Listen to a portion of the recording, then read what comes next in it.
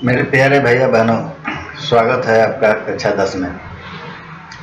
आज कक्षा 10 में हम कंप्यूटर क्लास करेंगे जो हमें कंप्यूटर एप्लीकेशन के रूप में मिला है।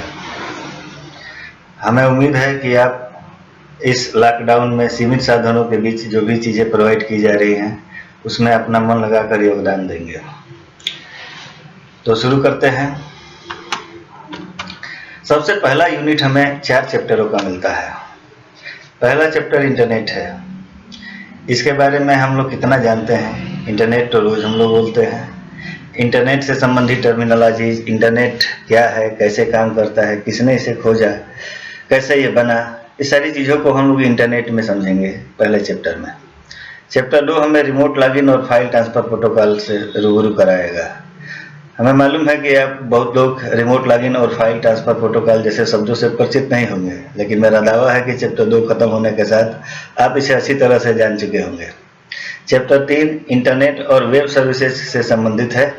इंटरनेट के बारे में और जानकारी और वेब सर्विसेज, वेब हमें क्या क्या चीज़ें सर्वाइव करता है, क्या क्या चीज़ें हमें उपलब्ध कराता है, इसकी और बेहतर जानकारी आपको चैप्टर 3 में मिलेगी। चैप्टर 4 मोबाइल टेक्नोलॉजी है। कौन नहीं जानता है, आज कौन यूज नहीं कर रहा है मोबाइल? बहुत सारे लोग मोबाइल यूज कर रहे हैं, लेकिन इसकी टेक्नोलॉजी के बारे में बहुत कम लोग जानते हैं। आप इस टेक्नोलॉजी के बारे में जानेंगे। यहाँ से शुरुआत करेंगे कि मोबाइल में आखिर कौन कौन सी टेक्नोलॉजी यूज होती है। तो शुरू करते हैं। चैप्टर फर्स्ट इंटरनेट है। हम इस चैप्टर में जो टॉपिक एजेंडा आपकी किताब में है उसके अनुसार हमने introduction, development, types of internet, how the internet functions, common internet terminology, web services और वेब एड्रेसिंग के बारे में जानेंगे। तो इंटरनेट का इंट्रोडक्शन शुरू करते हैं। Internet is the network of networks around the world. सबसे पहली बात कि नेटवर्क क्या होता है, नेटवर्क क्यों यूज होता है, कितने प्रकार का होता है, ये सारी चीज़ें आप लोग जरूर कक्षा 9 में पढ़े हैं। हमने आपसे कहा था कि आप इसे एक रिकैप जरूर कर लीजिएगा। हमें उम्मीद है कि बहुत सारे भैया बहनों ने इसे जरूर रिकैप किया होगा। फिर भी मैं एक जानकारी देता हूँ। जब हम अपने कंप्यूटर या किसी कंप्यूटर को किसी और कंप्यूटर से जोड़ते हैं, कोई भी कम्युनिकेशन चैनल हो, जैसे वायर होता है, वायरलेस होता है, हम जब जोड़ते हैं तो वो एक नेटवर्क बनता है। क्यों जोड़ते हैं? एक कंप्यूटर को दूसरे कंप्यूटर से जोड़ने का क्या फ़ायदा है? तो बहुत बड़ा फ़ायदा है, जिसमें से मुख्य तौर पर हमें हार्डवेयर रिसोर्सेज को यूज करने को मिल जाता है। हार्डवेयर रिसोर्सेज क्या होते हैं? जैसे मान लीजिए कि किसी दूसरे कंप्यूटर में डीवीडी ड्राइव है और आपके कंप्यूटर में डीवीडी नहीं है ड्राइव, और आप कोई फिल्म देखना चाहते हैं तो उस डीवीडी ड्राइव में उस कंप्यूटर में लगा करके डीवीडी आप अपने कंप्यूटर में इसे एक्सेस कर सकते हैं। कहीं किसी कंप्यूटर में प्रिंटर है, वो नेटवर्क से जुड़ा है, तो आप उस प्रिंटर का उपयोग कर सकते हैं। इसके लिए सर्वर का उपयोग किया जाता है। सर्वर आपकी रिक्वेस्ट को लेता है और उस कंप्यूटर द्वारा उसको फॉलो कराता है। विभिन्न प्रकार के नेटवर्क भी बन गए नेटवर्क बनने के बाद, जैसे कि लैन, मैन, वैन। आप लोग जानते भी होंगे लैन। फिजिकली रूप से जब कई कंप्यूटर आसपास रहते हैं और एक दूसरे के साथ जुड़े रहते हैं तो वो एक नेटवर्क लैन का उपयोग करते हैं या लैन कहलाता है। जैसे मान लीजिए जियोग्राफिकल एरिया में देखा जाए तो कोई एक बिल्डिंग है बड़ी सी, उसमें कई सारे कंप्यूटर हैं और वो एक दूसरे से जुड़े हुए हैं, तो दे यूजिंग लैन, और इसमें 1 से लेकर के 100 कंप्यूटर तक जोड़े जा सकते हैं। जब भी आप एक अपने सिंगल कंप्यूटर को दूसरे कंप्यूटर से जोड़ देते हैं तो आप नेटवर्क का उपयोग करने लगते हैं। दूसरा आता है वैन। वैन आता है कि ऐसे छोटे छोटे नेटवर्क, यानी कि छोटे छोटे आपका लैन जो है वो एक दूसरे के साथ जोड़े जाते हैं, तो ये आपका हो जाता है वैन। मान लीजिए कि नागा जी मालदेपुर का कोई लैब का कंप्यूटर जितने हैं वो आपके रसना से जुड़ जाए, या ऑफिस के जो भी कंप्यूटर हैं वो मालदेपुर से जुड़ जाए या रसना से जुड़ जाए, या आपके बैरिया से जुड़ जाए, या और भी कई जगह के ऑफिस हैं उनसे जुड़ जाएं, जो उनके नेटवर्क हैं उनसे हम कनेक्टिविटी बना लें। तो इस प्रकार के हम लोग नेटवर्क को वैन कहते हैं। ये भी एक प्रकार है इंटरनेट का। और आता है मेट्रोपॉलिटन एरिया नेटवर्क यानी मैन। जैसे मान लीजिए कोई बहुत बड़ा शहर है, उसमें किसी एक का कई सारे ऑफिसेज हैं, ब्रांच हैं, और वो एक दूसरे के साथ जुड़े, तो इस प्रकार के नेटवर्क को हम लोग मैन कहते हैं। बहरहाल हम लोग आगे बढ़ते हैं अपने चैप्टर पर ध्यान देते हुए। तो हमारा ये इंटरनेट कैसे बनता है, इसमें जो है हजारों जो है national, regional, government, academic network जुड़े होते हैं। यानी उनका एक अपना नेटवर्क है। मान लेते हैं कि हमारा इंस्टीट्यूशन है, हमारा एक अपना नेटवर्क होता है। नेटवर्क माने कंप्यूटर जो एक दूसरे से जुड़े होते हैं। ऐसे ही मान लेते हैं कि कोई गवर्नमेंट के ऑफिस है, वहाँ पर कई सारे कंप्यूटर हैं जो एक नेटवर्क के थ्रू जुड़े हैं। और कोई मान लीजिए इंडस्ट्री है, वहाँ के ऑफिस में कोई कंप्यूटर है जो एक दूसरे के साथ जुड़े हैं। और वो सारे नेटवर्क किसी अगर एक नेटवर्क से जुड़ते हैं तो वो आपका इंटरनेट है। So the network of network is called internet. और चूंकि ये ग्लोबल नेटवर्क है, यानी इसका एरिया पूरी तरह से पूरी दुनिया में फैला हुआ है, तो इस तरह से इसको हम लोग इंटरनेट को ग्लोबल नेटवर्क भी कहते हैं। डेवलपमेंट ऑफ इंटरनेट, इंटरनेट का विकास कैसे हुआ, कहाँ से हुआ, क्यों हुआ। तो पहला कदम जब इंटरनेट के तरफ बढ़ा वो यूएस डिपार्टमेंट की तरफ से बढ़ा। सन 1969 में यूएस डिपार्टमेंट ने एक प्रोजेक्ट तैयार किया जिसके तरह हम नेटवर्क को यूज करने के लिए उपयोग किया गया। यूएस डिपार्टमेंट ने इसे क्यों किया। मान लेते हैं कि हमने कोई रास्ता किसी जगह के लिए जाता है। मान लेते हैं कि हम रसना अपने स्कूल के लिए जाते हैं और कोई एक रास्ता किसी कारण से ब्लॉक हो गया, तो हम दूसरे रास्ते का उपयोग करते हैं। अभी तक के दौर में एक ही सिंगल नेटवर्क का उपयोग किया जाता था, एक ही पाथ का उपयोग किया जाता था। तो ये सोचा गया कि मान लेते हैं कि अगर कोई वार हो जाए या कोई प्राकृतिक आपदा आ जाए तो हमारे कंप्यूटरों के बीच के कम्युनिकेशन तो भंग हो जाएंगे। तो इसके उपाय के लिए इन लोगों ने इस नेटवर्क प्रोजेक्ट का शुरुआत किया, जिसमें क्या किया गया, network could be survive even nuclear war. अगर कोई भी आपदा आ जाती है, न्यूक्लियर वार भी हो जाता है, तो भी हमारा ये नेटवर्क सर्वाइव करता रहे, कम्युनिकेशन करता रहे। इसके लिए उन्होंने क्या किया, in case 1 or 2 parts got damaged, communication could be processed through the other parts। कहने का मतलब ये है कि अगर कोई एक रास्ता ब्लॉक हो जाता है तो हम दूसरे रास्ते का उपयोग करते हुए अपनी मंजिल तक पहुंच जाए। यानी कि कहने का मतलब ये है कि हमारा कंप्यूटरों के बीच कम्युनिकेशन ब्रेक ना हो। अगर कोई नेटवर्क हमारा किसी भी कारण से क्षतिग्रस्त हो जाता है, टूट जाता है, तो भी कम्युनिकेशन हमारा बरकरार रहे। तो इसके लिए क्या किया गया, इसके लिए उस कंप्यूटर को और कई पाथ से जोड़ा गया, यानी कई वे के नेटवर्क से आने के बाद वो कंप्यूटर एक साथ एक दूसरे से जुड़े रहे। अगर अब ये नेटवर्क बना तो इसको कौन कौन उपयोग करता था। सबसे पहले तो ये प्रोजेक्ट स्टार्ट हुआ यूएस डिफेंस के द्वारा, और इसके साथ यूएस डिफेंस के जितने भी डिपार्टमेंट है वो सारे जोड़े गए, जैसे हथियारों के रख रखाव और उनकी जानकारी को अपडेट करने के लिए। दूसरा, इसके साथ वो यूनिवर्सिटियाँ, बड़ी बड़ी यूनिवर्सिटियाँ जुड़ी जो इस प्रोजेक्ट को और आगे बढ़ाने के लिए काम करने वाली थी। तो इस प्रकार से इस एक नेटवर्क की स्थापना हुई। व्हाट इज इट्स यूज, जब ये नेटवर्क बना तो इसका उपयोग क्या क्या काम के लिए किया गया। तो the user network will be able to share data and communication using short text messages. जो इसके उपयोग करता थे वो इस नेटवर्क के जुड़ने के साथ ही डाटा को शेयर करने के काबिल हो गए, एक दूसरे के साथ कम्युनिकेशन करने लगे। किस तरह से, टेक्स्ट मैसेज के थ्रू। जैसे आपके पास मैसेज आता है मोबाइल पर, वैसे ही कंप्यूटरों पर टेक्स्ट मैसेज आया और हम एक टेक्स्ट मैसेज भेज सकते थे। इससे कम्युनिकेशन हो गया और हम उसके डाटा को एक्सेस कर सकते थे या अपने डाटा को दूसरे कंप्यूटर पर देख सकते थे, तो हमारा डाटा भी शेयर हो गया। After this project, the several rules of communication were developed and adopted by all users of ARPANET।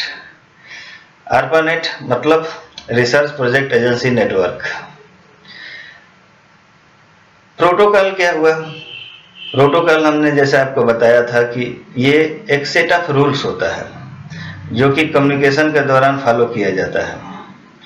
और इस रूल्स के कई और नियम को इसने एडॉप्ट किया और इसके बाद ये प्रोजेक्ट और आगे बढ़ने लगा। आगे हम बढ़ते हैं तो डेवलपमेंट इंटरनेट के टॉपिक में। तो a university was required to have a research contract with the department of defence. यूनिवर्सिटियों को लगा कि हमको जब इस नेटवर्क पर ही काम करना है तो क्यों ना हमको एक और अलग से नेटवर्क दिया जाए जिससे हम इसको और बेहतर इम्प्रूव करने की दिशा में पर्सनल तौर पर काम कर सके। तो उन्होंने इसके लिए एक और कॉन्ट्रैक्ट लिया यूएस डिपार्टमेंट से और 1970 में यूएस नेशनल साइंस फाउंडेशन की स्थापना की, जिसमें एक कॉमन नेटवर्क अलग से बनाया गया है जिसे कहते थे हम लोग CS net, which is allow a dial up connection to ARPANET। यानी कि ये जो नेट था वो दूसरा नेट जो ARPANET बना था पहले वाले, उसमें कनेक्ट होता था डायल अप कनेक्शन से। ये डायल अप कनेक्शन क्या होता है? ये एक छोटा सा आइडिया तो था, इसने एक बहुत बड़ा बूम लाया इस इंटरनेट के बढ़ने के योगदान में। इसको आप इस तरह से समझ सकते हैं कि जैसे कि मान लीजिए कि हम मोबाइल से कॉल करते हैं, तो मोबाइल से कॉल करने के लिए हमको नंबर दबाना होता है जिस मोबाइल या जिस यूजर से हमको बात करनी होती है, और उसके बाद हम उसे कॉल करते हैं और कनेक्ट होते हैं। ठीक इसी टेक्नोलॉजी को हम लोग अपने कंप्यूटर नेटवर्क में अडॉप्ट किए। इसमें क्या होता था कि एक कंप्यूटर जो है डायल करता था, डायल अप होने के बाद उस ARPANET के सर्वर से कनेक्ट होता था और अपने कम्युनिकेशन को बरकरार करता था। Research and development in the field of network result into the formation of a new and high capacity and more speedy network called NSFENIT। जब रिसर्चरों ने इसमें और ज़्यादा रिसर्च किया तो इसमें और ज़्यादा डेवलपमेंट आया, जिसका रिजल्ट हुआ कि बहुत हाई कैपेसिटी का ये नेटवर्क बना, जिसमें डाटा की शेयरिंग और तेज होने लगी, कम्युनिकेशन और ज़्यादा तेज हो गया और ज़्यादा बड़े लेवल पर हो गया। After more research NSF to think for a better and fast version of it। यानी कहने का मतलब कि हार्डवेयर भी इसमें आ रहे थे, हार्डवेयर टेक्नोलॉजी का भी इम्प्रूवमेंट हो रहा था, कम्युनिकेशन प्रोटोकॉल का भी इम्प्रूवमेंट हो रहा था और इस फील्ड में बहुत ज़्यादा रिसर्च चल रही थी, और जिसके कारण एक और नया जो नेटवर्क का वर्जन आया, ठीक है, वो आया ANSNet यानी एडवांस नेटवर्क सर्विसेज। ये 1995 में आया, जिसके कारण हमारा जो नेटवर्क है डाटा कम्युनिकेशन और फास्ट हो गया। अब ये फास्ट हो गया से क्या मतलब है, आप लोगों को समझाने के लिए मैं बताना चाहूँगा। जैसे मान लीजिए कि आप इंटरनेट का उपयोग करते थे, डाटा को यूज करते थे अपने मोबाइल में। पहले 1G था, फिर 2G हुआ, फिर 3G हुआ और फिर 4G है अभी, और 5G आने वाला है। तो आप ये समझ सकते हैं कि हमारे जैसे जैसे वर्जन बढ़ते हैं और नेटवर्क का कम्युनिकेशन फास्ट होता है, वैसे वैसे हम लोग अपने डाटा को और ज़्यादा यूज कर सकते हैं और ज़्यादा फास्ट यूज कर सकते हैं और मोर चीज़ें उससे हम लोग कर सकते हैं। ठीक इसी दौरान यानी कि 1995 में इंटरनेट का उत्पन्न होना कहा जाए या आना कहा जाए, ये उसी समय आपके बीच उपस्थित हुआ। कैसे उपस्थित हुआ?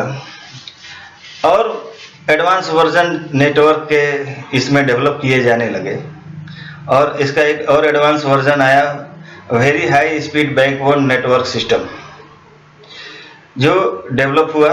और इसने जो पहले वाला रिसर्च NSENIT को इसने रिप्लेस किया और एक नया नाम इसको तब दिया गया। मार्केट में जब ये आया तो अब इसको एक नया नाम दिया गया, इंटरनेट। यहीं से इस टर्मिनोलॉजी का उपयोग किया जाने लगा जो आज भी इंटरनेट के नाम से बरकरार है। भले ही इसमें और भी ज़्यादा डेवलपमेंट चल रहे हैं और चलते रहेंगे, क्योंकि computer field is a field of changing in the constant in computer field. Change तो इसमें रैपिडली होते रहते हैं। खैर आगे बढ़ते हैं। हमारे जो इंटरनेट के फादर हैं विंटन ग्रे हैं। जैसे कंप्यूटर के फादर को चार्ल्स बेबेज आप लोग जानते होंगे, वैसे ही इंटरनेट को आप तक पहुंचाने में इनका बहुत ही बड़ा योगदान रहा है।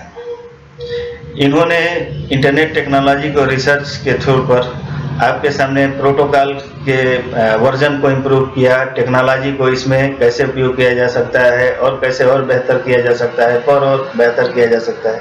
ये सारी चीज़ें जो आपको मिल रही हैं उनमें इनका सबसे बड़ा योगदान है, इसलिए हम इनको फादर ऑफ इंटरनेट कहते हैं। एक्सेसिंग इंटरनेट, हम इंटरनेट को कैसे एक्सेस करते हैं। हमको अगर इंटरनेट एक्सेस करना हो तो हम इंटरनेट कैसे एक्सेस करेंगे।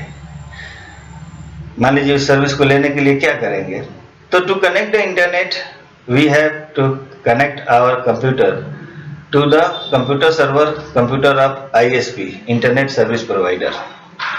हमको अपने कंप्यूटर में इंटरनेट चलाने के लिए हमें अपने कंप्यूटर को ISP के सर्वर से कनेक्ट करना पड़ेगा। ISP जो हमें इंटरनेट प्रोवाइड कराते हैं, उसकी सर्विस प्रोवाइड कराते हैं। ये वो कंपनीज होती हैं जो जिनके पास सर्वर होते हैं जो इंटरनेट से जुड़े होते हैं, और यूजर होते हैं, यानी हम जैसे लोग यूजर होते हैं, इस कंपनी के यूजर होते हैं जो डाटा को यूज करते हैं। आपको जानते ही हैं कि ISPs हैव स्पेशल कंप्यूटर्स, इनके पास अपना एक स्पेशल कंप्यूटर होता है जो सर्वर होता है, जो इंटरनेट से 24 आवर जुड़ा रहता है, और वो सर्वर से आप 24 आवर 365 डे जुड़े रहते हैं।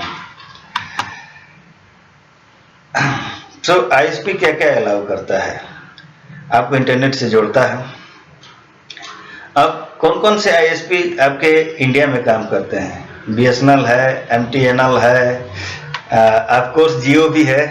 बहुत से बच्चे जियो कहते हैं जब क्लास में रहते हैं, हमें बहुत कमी महसूस हो रही है, हालांकि कोशिश तो कर रहे हैं। आप लोग जरूर इसमें अपना भी बताते रहते हैं जो जानकारियां हैं। तो BSNL है, MTNL है, जियो है, वोडाफोन है, एयरटेल है, ये सभी ISPs हैं जो आपको इंटरनेट प्रोवाइड कराती हैं, इंटरनेट की सर्विस देती हैं। Use of the internet in daily life. अब आप लोग तो बहुत सारे लोग जानते हैं, फिर भी डेली लाइफ में हमारा क्या क्या उपयोग है। आज के डेट में तो इंटरनेट हमारा इंटीग्रल पार्ट हो गया है, जैसे परिवार का कोई सदस्य हो वैसे ही हमारा इंटरनेट हो गया है। बिना इसके अब काम चलने वाला नहीं है। और आज के डेट में जब कोविड फैला हुआ है तो हमें आपकी क्लास इसी के थ्रू लेनी पड़ रही है, तो और भी ज़्यादा इसका उपयोग बढ़ने वाला है, भगवान जाने और आगे क्या क्या होगा। Which is use for different purpose on the requirement. अलग अलग रिक्वायरमेंट के लिए अलग अलग इसका उपयोग किया जाता है। रिक्वायरमेंट से याद आया आवश्यकता, और आवश्यकता ही आविष्कार की जननी है। कोई भी आविष्कार होता है तो उसके पीछे आवश्यकता ही रहती है, और हमें आज एजुकेशन के लिए कई कई सारी चीज़ों की आवश्यकता पड़ रही है जिससे हम आपके कनेक्ट होते हैं। Various field are going to the research and date, कि हमें और क्या चीज़ें आपके सामने भविष्य में आएंगी जिससे आपकी दुनिया जो है कम्युनिकेशन की और एजुकेशन की बदलने वाली है। हमें उम्मीद है। आगे बढ़ते हैं। तो सबसे पहला तो कम्युनिकेशन के लिए आपकी आवश्यकता पड़ी, तो इसके लिए हम इंटरनेट का उपयोग किए। हमको याद है हम लोग जब शुरू में कंप्यूटर पढ़ते थे तो ईमेल का नाम सुनते थे और ईमेल का उपयोग करते थे, जिसमें हम लोग को इतना जानकारी रहती थी कि हाँ भाई हमने जो मेल भेजा वो सामने वाले को तुरंत मिल जाएगा, या सामने वाले से जो मेल आया हमको तुरंत मिल जाएगा। दूसरी चीज इसमें चैटिंग भी होती थी। तो कम्युनिकेशन के लिए हम इसका उपयोग करते थे, आज भी इसका करते हैं। इसके अलावा अब डेवलपमेंट तो हो गया, डेवलपमेंट के साथ हम देख रहे हैं कि वीडियो कॉन्फ्रेंसिंग हो रही है, लाइक जूम वगैरह, और कई सारे सॉफ्टवेयर हैं जिसमें हम एक साथ वीडियो कॉन्फ्रेंसिंग हो रही है। आप देख रहे हैं कि हमारे जो प्रधानमंत्री हैं मोदी हैं, वीडियो कॉन्फ्रेंसिंग के थ्रू जो है अपने जो लीडर्स हैं उनके से सलाह मशवरा कर रहे हैं। हमारे जो शासक और प्रशासक वर्ग है वो भी वीडियो कॉन्फ्रेंसिंग से जुड़ा है। आज के डेट में हमारी भी आवश्यकता बन रही है कि हम वीडियो कॉन्फ्रेंसिंग से एक दूसरे के साथ जुड़े। मैं कोशिश करूंगा कि आगे जो है इस चीज़ का हम उपयोग करें जिससे हमारे आपके जो एजुकेशन है वो और बेहतर बनता जाए। खैर वीडियो कॉन्फ्रेंसिंग के लिए, कम्युनिकेशन के लिए होता है। एंड इसके साथ जो पूरे विश्व के लोग हैं वो जुड़ सकते हैं, ना सिर्फ आप ही बल्कि पूरे विश्व के साथ ये आप जुड़ सकते हैं। अगर कॉन्फ्रेंसिंग के बारे में हम सोचते हैं, अगर कोई एक हाल होता है तो हम उसमें ब्रीफ करते हैं, तो हमारे पास एक लिमिटेड लोग होते हैं, उसमें हम उसको ब्रीफ करने के लिए उसके साथ जुड़ते हैं। लेकिन जब आप इंटरनेट का उपयोग करके कॉन्फ्रेंसिंग कर रहे होते हैं तो आपके लिए कोई एक एरिया बाउंडेड नहीं रहता है, आप पूरे विश्व के लोगों के साथ एक साथ जुड़ सकते हैं और अपनी बातों को कह सकते हैं, उनकी बातों को सुन सकते हैं। कितनी बढ़िया बात है। और इसके लिए जो प्रोग्राम यूज किया जाता है सर स्काइपी है, और आज के डेट में जूम भी यूज हो रहा है, मैसेंजर है, बहुत सारे हाँ आप मालूम है, आप लोग को मालूम है। फिर भी इस हम लोग जब स्काइपे यूज करते हैं या करते भी थे पहले भी, तो स्काइपे ने पहली फैसिलिटी ये दी थी कि इसी के थ्रू जो है, इस इंटरनेट के इस सॉफ्टवेयर के थ्रू हम लोग लैंडलाइन पर भी बात कर लेते थे। अगर मेरे पास लैंडलाइन नहीं है तो हमारे पास अगर इंटरनेट कनेक्शन अगर है तो हम किसी के लैंडलाइन पर भी इसके थ्रू कॉल कर लेते थे। ये आज भी हो सकता है। और भी स्काइपे में बहुत सारा उपयोग हो रहा है, जैसे मीटिंग वगैरह जूम का आपका अगर इंस्टेंट देखना चाहें तो ये स्काइपे ही मिलेगा आपको। Use of internet in daily life के आगे बढ़ते हैं। रिसर्च है, तो रिसर्च वर्क से संबंधित मान ले रहे हैं कि कोई प्रोजेक्ट आपको मिला हुआ है, तो हम चाहेंगे कि आप उसमें और ज़्यादा जानकारी, तो क्या करते हैं आप पेपर से जानकारी इकट्ठा करते हैं, अपने जो जानकार लोग हैं उनसे जानकारी इकट्ठा करते हैं, या फिर लाइब्रेरी में जाते हैं, उससे संबंधित किताबों से उसकी जानकारी को बढ़ाते हैं। लेकिन आज के डेट में लोग अब इंटरनेट का ज़्यादा उपयोग कर रहे हैं रिसर्च वर्क में भी, क्योंकि ग्लोबली तौर पर कई लोग इस चीज़ के रिसर्च के पेपर को इंटरनेट पर वेबसाइट के रूप में रखे हुए हैं। तो हम लोग विभिन्न साइटों पर जा करके उसकी जानकारी को और बढ़ाते हैं। तो हमको अपने रिसर्च में बहुत ज़्यादा मदद मिल रही है इस नेटवर्क के, इंटरनेट के द्वारा। बिजनेस, जी हाँ, अब बिजनेस वो दौर नहीं रहा कि हम अपने एक दुकान को खोलें, ऑफिस बनाएं और एक लोकल लेवल पर बिजनेस ही होता है। लेकिन इंटरनेट के आने के बाद आप देख रहे होंगे ग्लोबल लेवल पर बिजनेस हो रहा है। बड़ी बड़ी ग्लोबल दुकानें आपके सामने आज के आपके उपस्थित है, लाइक अमेजन, फ्लिपकार्ट, इसके थ्रू बिजनेस हो रहा है। कहने का मतलब ये है कि एक ऐसा प्लेटफॉर्म उपलब्ध करा दिया है जिसमें ऐसी वेबसाइटों का डिजाइन किया जा रहा है जिसमें आप अपने प्रोडक्ट्स को सेल कर सकते हैं, अपनी सर्विस को प्रोवाइड करा सकते हैं ऑनलाइन, और या किसी के प्रोडक्ट को आप बाई कर सकते हैं, किसी की सर्विस को ले सकते हैं ऑनलाइन। जैसे कि मान ले रहे हैं बैंकिंग सेक्टर है वगैरह, ये आपका इंडियन गैस है, आज के डेट में ऑनलाइन आप इसे बुक कर सकते हैं। इसके अलावा रेलवे रिजर्वेशन है, टिकट बुकिंग है, इलेक्ट्रिसिटी बिल है, वाटर बिल है। तो ये सारी चीज़ें अब इंटरनेट के थ्रू हो जा रही हैं। यानी कि ये बिजनेस जो पहले हम लोग उस ऑफिस में जाकर के हमको होता था, मान लेते थे कि इंडियन का हमको अगर गैस बुक कराना है तो हमको उसके ऑफिस पे जाना होता था, अपना पासबुक दिखाना होता था और फिर उसके बाद रसीद कटानी होती थी। अब उसकी ज़रूरत नहीं है, आप इंटरनेट पर आसानी से कर सकते हैं। वैसे भी आप लोग कर भी रहे होंगे, बहुत सारे लोग करते हैं, ऑनलाइन रिजर्वेशन करते हैं। कहीं की यात्रा करनी हो तो आपको ऑनलाइन रिजर्वेशन करने की सुविधा मिली हुई है IRCTC के थ्रू। ऐसे ही कई गवर्नमेंट साइटें भी हैं जो आपको ऑनलाइन ये सर्विस प्रोवाइड करा रही हैं। और तो हम बिजनेस के तौर पर भी अगर हम इसको देखें तो हम कोई भी चीज़ ऑनलाइन खरीद सकते हैं। जैसे मान लीजिए मोबाइल आप लोग खरीदते हैं तो इसका फायदा भी आप लोग को मिल रहा है, क्योंकि आप एक लिमिटेड बाजार में ना होकर के आप ग्लोबल बाजार में हो जाते हैं, जिससे आपको सस्ता और अच्छा सामान आपको डील करके मिल जाता है। बैंकिंग सेक्टर में भी इसका आज के डेट में बहुत उपयोग हो रहा है। जैसे मान लीजिए कि आप अब तो आप ATM पर जाकर के अपने पैसे को भी जमा कर सकते हैं ATM कार्ड के थ्रू। नहीं तो पहले बैंक में जाना पड़ता था, लाइन लगाइए फिर पैसे जमा करिए, कभी कभी तो टोकन लीजिए और फिर जाइए लाइन में लगाइए और पैसे जमा करिए या पैसे निकालिए। अब ये सारी चीज़ें आसान हो गई। किसके कारण आसान हुई हैं? इंटरनेट के कारण आसान हुई। इंटरनेट ने आपको ये सर्विस भी दे रही है कि आप बिजनेस भी आप इससे कर लेंगे। Use of internet in daily life के आगे बढ़ते हैं। एजुकेशन में भी इंटरनेट अपना बहुत बड़ा योगदान कर रहा है। आज जब हम आपको पढ़ा रहे हैं तो इंटरनेट के थ्रू ही पढ़ा रहे हैं। इसके अलावा जो है ये आपकी लर्निंग प्रोसेस को भी बहुत इजी बनाता जा रहा है। कई सारे वीडियो उपलब्ध हैं जिसे आप देख सकते हैं। अब ये कोई जरूरी नहीं है कि हम किसी पर्टिकुलर इंस्टीट्यूशन में जाकर के अपना शिक्षा ग्रहण करें, उसकी जानकारी को बढ़ाएं। अब तो आप ऑनलाइन भी कई सारे कोर्सेज हैं उपलब्ध है, आप उसे देख सकते हैं। ई बुक्स हैं ये जो कि आप पढ़ सकते हैं, और भी बने बनाए मॉडल है। मान लेते हैं कि बायो के मॉडल में आपको एक स्केटल रखना पड़ता था और समझाना पड़ता था, तो ये जो है मॉडल्स हैं इसमें आप इंटरनेट पर है और उसके बारे में उसकी जानकारियां हैं। तो आपको एजुकेशन के फील्ड में भी इंटरनेट बहुत बड़ा योगदान दे रहा है, और आपकी एजुकेशन को जो आपको सीखने के लिए है उस प्रोसेस को और आसान बना रहा है, इजी बना रहा है।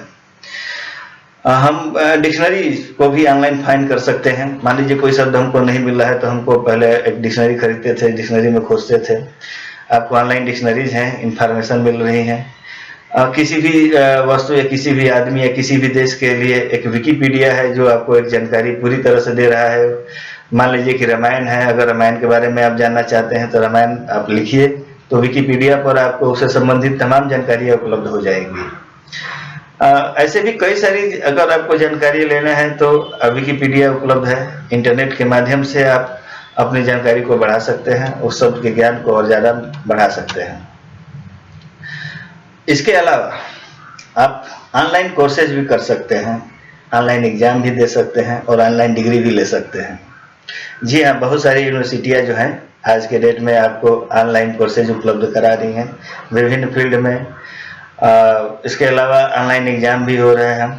अब तो जो मैक्सिमम एग्जाम ऑनलाइन हो रहे हैं, और जो है डिग्री भी आपको ऑनलाइन मिल जाएगी। तो ये एजुकेशन के फील्ड में है आपके डेली लाइफ में। तो आप देख रहे होंगे जो एक छोटा सा टैब है जिसमें आप लोग अपनी जानकारी को, कई सारी किताबों को एक छोटे से टैब में रख सकते हैं। कहने का मतलब ये है कि एक कंप्यूटर में पूरी की पूरी लाइब्रेरी आ सकती है।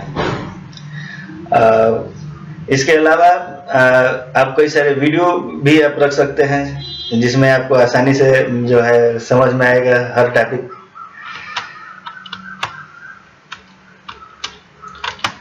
आगे बढ़ते हैं तो मेडिसिन, हाँ कोविड में मेडिसिन।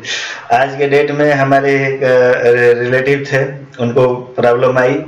तो अब क्या हुआ कि अब तो लॉकडाउन में मैक्सिमम सभी बंद हैं, तो क्या किया जाए। तो इसमें इंटरनेट एक बहुत बड़ा सहारा बन गया है। शुरू में इसकी स्थापना के साथ इस फील्ड में भी कदम रखा गया और आज तो ये चल रहा है। उन्होंने ऑनलाइन अपने डॉक्टर से अपॉइंटमेंट बुक कराई है और आज के डेट में वो अपना उनका इलाज जो है एनालिसिस करने के बाद वहाँ से शुरू हो जाएगा। कहने का मतलब जो है डॉक्टर भी अब ऑनलाइन हमको मिल जाएंगे, हमारा इलाज भी जो है ऑनलाइन संभव हो पा रहा है। इलाज के कहने का मतलब है कि अगर मान लीजिए कोई हेल्थ वर्कर है, प्राइमरी लेवल पर हेल्थ वर्कर है, तो वो हमको जो सिम्टम है हमारे सिम्टम को जान करके हमारे जो सीनियर कंसल्टेंट हैं उनको वीडियो कॉन्फ्रेंसिंग के थ्रू या कम्युनिकेशन के थ्रू वो सिम्टम को जानकारी देंगे। वो इस सिम्टम को समझने के बाद उस सिम्टम के आधार पर उस मेडिसिन या कोई जांच प्रिस्क्राइब करेंगे। क्योंकि अगर मान लेते हैं हम फिजिकली डॉक्टर के पास जाते हैं तो वो भी सबसे पहले क्या करते हैं कि आपका सिम्टम देखते हैं और सिम्टम देखने के बाद वो निर्धारित करते हैं कि अच्छा ये रोग हो सकता है, इट में भी, और उसको और क्लियर करने के लिए जांच करने के लिए कहते हैं। तो आप जांच कराते हैं और फिर उन डॉक्टर से कंसल्ट करते हैं, तो आपको एक्चुअल जो बीमारी उनको समझ में आ रही है उसके अनुसार आपको जो मेडिकल प्रिस्क्रिप्शन है वो आपको देते हैं, प्रोवाइड कराते हैं। इस चीज़ को भी आप हेल्थ केयर में मेडिसिन के फील्ड में भी इंटरनेट का उपयोग हो रहा है। कहने का मतलब है patient use internet dear medical information. आप अपने मेडिकल इंफॉर्मेशन के लिए आप इसका उपयोग कर सकते हैं। और जो है हेल्थ केयर सर्विस प्रोवाइडेड की जा रही हैं, यहाँ तक कि मेडिसिन भी आपके घर तक आ जाएंगी ऑनलाइन जो है।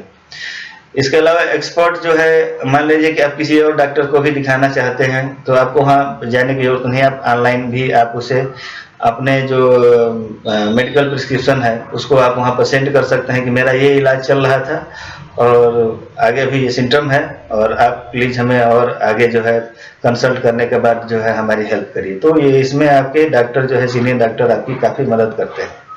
खास तौर से मान लेते हैं कोई एक रिमोट एरिया है जहाँ पर कोई ज़्यादा मेडिकल फैसिलिटी उपलब्ध नहीं है, और वहाँ पर जो डॉक्टर हैं उनको जो जानकारी है, अगर मान लीजिए कोई क्रिटिकल चीज़ आ जाती है तो लोग अभी क्या करते हैं, उसे रेफर कर देते हैं कि जाइए आप बड़े जगह पर जाइए। पता लगता है कि वो पेशेंट जो है रास्ते में ही एक्सपायर कर गया। तो ऐसे जो डॉक्टर हैं, वो डॉक्टर तो हैं यहाँ पर, वो रिस्क नहीं लेते हैं। तो उनके लिए क्या है कि आप वो पेशेंट को आप रखिए, और जो वहाँ पर जाकर के होगी वही सर्जिकल आप उसके गाइडेंस में आप यहाँ पर करिए। तो आपको क्या हो जाएगा कि मिस्टेक, जो कॉन्फिडेंस है मिस्टेक होने के, वो नहीं रहेगी, और कम से कम चांसेस होंगे मिस्टेक होने के, और आप इलाज करके उस जिंदगी को समय रहते बचा लिया जाएगा। क्योंकि जब एक्सीडेंट या कोई ऐसी सर्जरिकल जरूरत पड़ती है तो उसमें समय नहीं मिलता है। तो इस फील्ड में भी इंटरनेट आपको मेडिकल के फील्ड में भी मेडिसिन के तौर पर भी बहुत बड़ा योगदान दे रहा है। और भी आगे सारी चीज़ें हम लोग नेक्स्ट लेक्चर में समझेंगे। तब तक आप लोग अपना ध्यान रखिए, पढ़ाई पर और ज़्यादा फोकस करिए। ठीक है, बहुत बहुत धन्यवाद।